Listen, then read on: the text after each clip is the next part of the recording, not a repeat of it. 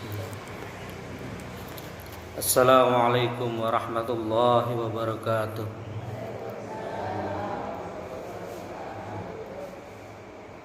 Innal hamdalillah nahmaduhu wa nasta'inuhu wa nastaghfiruh wa na'udzu billahi min syururi anfusina wa min sayyiati a'malina. May yahdihillahu fala mudhillalah wa may yudhlil fala hadiyalah. Asyhadu an la ilaha illallah wa asyhadu anna Muhammadan abduhu wa rasuluh. Allahumma shalli wa sallim ala nabiyyina Muhammad.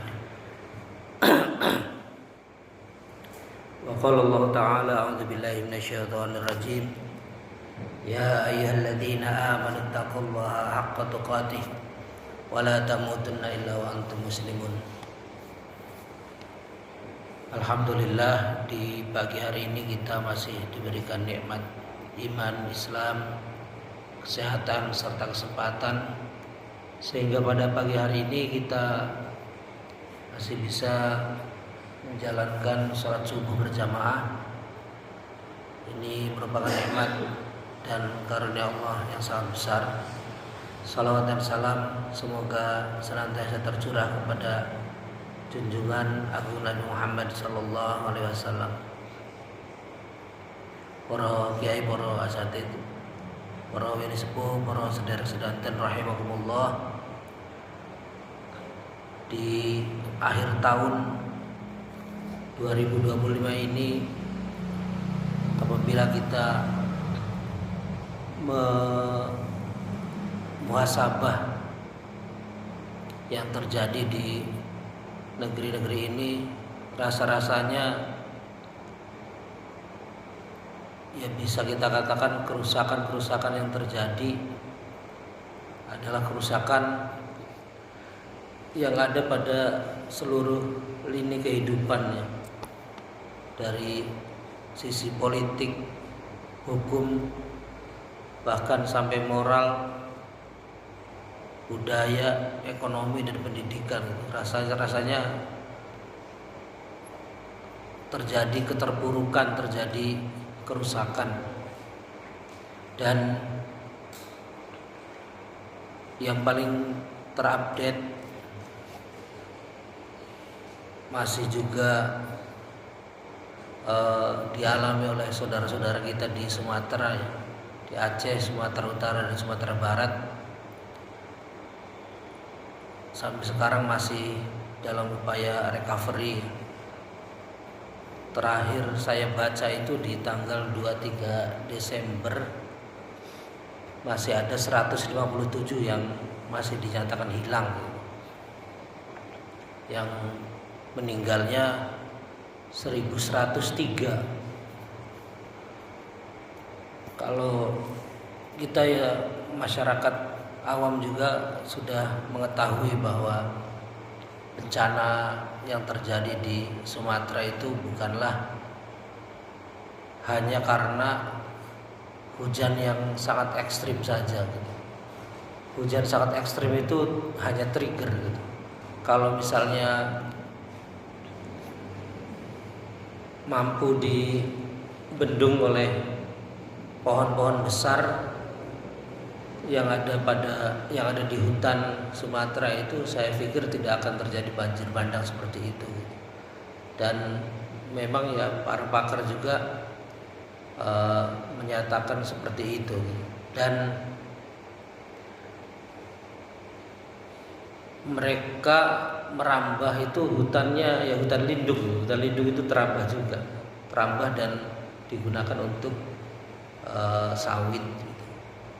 Digunakan untuk sawit, makanya serapan airnya tidak terlalu besar, dan itu hanya menguntungkan pembabatan hutan yang sangat luas itu, berjuta-juta hektar itu hanya menguntungkan ya segelintir orang saja, tidak untuk kemakmuran masyarakat. Itu dari sisi bencana ekologi ya, kayaknya tidak hanya di Sumatera nantinya, ataupun minimal ya penebangan hutannya ya tidak hanya di Sumatera. Kalimantan itu juga termasuk yang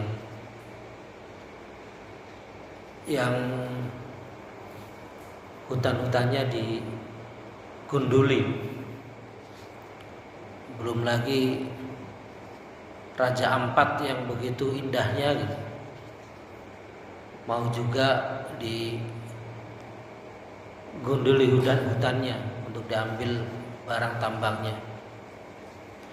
Itu dari sisi ekologi atau dari sisi lingkungan dan kaitannya dengan ekonomi. Nah, dari sisi yang lainnya, korupsi seolah-olah menjadi hal yang biasa ya terdengar di negeri ini. Kalau misalnya kita itu sudah merasa tidak aneh dengan adanya korupsi, ya berarti korupsinya itu sudah terbiasa terjadi. Harusnya kan kalau misalnya kita mendengarkan kemaksiatan, apalagi kemaksiatan yang besar, itu aneh gitu. Kok bisa terjadi, orang-orang itu mudah sekali korupsi.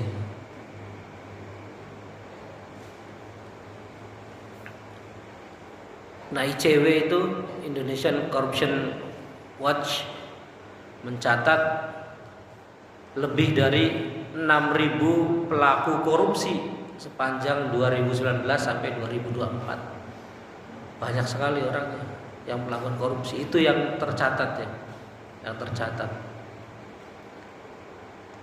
Dan kerugian negara sepanjang 2024 itu sekitar 300-an triliun 2024 ya.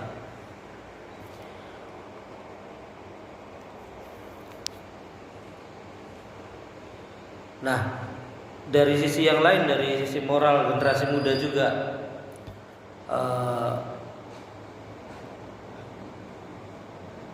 kemudian tingginya kriminalitas ya. Data PPATK mencatat perputaran dana judi online sejak awal 2025 hingga kuartal 3 mencapai 155 triliun rupiah. Banyak sekali, 155 triliun rupiah judi online. Pelakunya bahkan sampai dengan anak-anak, remaja dan anak-anak. Itu artinya dari sisi moral generasi muda kita sangat miris. Tidak jauh-jauh dari HP, akhirnya ngeslot, judi slot, deposit gampang gitu kan. Tinggal kirim dana, kirim misalnya GoPay dan seterusnya, tinggal dipasang saja. Judi slot itu ya kayak dulu itu dingdong ya, dingdong itu kalau dulu mah fisik ya dingdongnya. Jadi kalau misalnya bar gitu kan dapat banyak gitu. Kalau fisik kan agak sulit dikendalikan oleh bandarnya ya. Jadi masang dulu berapa gitu. Masangnya sih kecil-kecil yang bikin menariknya tuh. Masangnya kecil-kecil, nanti dapatnya besar. Tapi masangnya kecil-kecil itu ya bikin kecanduan. Terus masang lagi. Dan biasanya awal-awal itu nah, kalau misalnya pakainya komputer, pakainya handphone atau smartphone, itu ya programnya mudah diatur oleh bandarnya sehingga memungkinkan tidak pernah menang. Tapi ternyata pengaturannya itu bukan tidak pernah menang. Di awal-awal itu menang. Jadi kalau misalnya daftar akun baru untuk ikut berjudi itu di awal-awal menang. Nanti mungkin 1, 2, 3 kali menang. Nah, kesananya tidak akan pernah menang. Makanya di Jogja itu dulu ada yang pernah ngakali gitu. Jadi komplotan itu ya, tim diakali, bikinnya akun baru terus gitu. Bikin akun baru lagi, akun baru, sehingga menang terus gak pernah kalah. Dan ketika menang terus itu malah komplotannya tadi ditangkap oleh polisi. Ditangkap oleh polisi, berarti yang melaporkan bandarnya. Hari polisinya gimana itu ya. Nah seperti itu, kerusakannya sampai dengan parah seperti itu. Dan ini memang penyebab ataupun akar masalahnya itu ya karena kita merasa bisa mengatur negara tanpa ada petunjuk dari Allah, Akal manusia mencoba membuat aturan yang itu mengatur seluruh negara ini. Dan ya akal manusia terbatas ya. Walaupun kumpulan manusia pintar juga tetap terbatas. Kumpulan manusia cerdas juga, akal manusia tetap terbatas. Kita nyatakan terbatas ya karena Allah itu menurunkan aturan juga. Allah itu menurunkan aturan, dan Allah itu bukan memberikan pilihan tapi mewajibkan untuk menerapkan aturan. Artinya kalau Allah dalam tataran negara itu memberikan ataupun menurunkan syariatnya, berarti Allah itu lebih mengetahui daripada manusia. Harusnya manusia itu memilihnya ya syariat Allah, bukan memilih syariat manusia. Jadi pengaturan ataupun sistem itu kalau misalnya tidak aturan makhluk ya aturan khalik. Kalau tidak aturan pencipta ya berarti aturan yang diciptakan.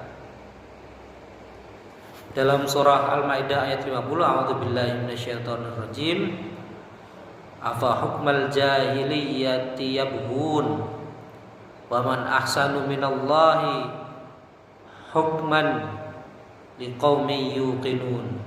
Apakah hukum jahiliyah yang mereka kendaki, hukum siapakah yang lebih baik daripada hukum Allah bagi kaum yang yakin.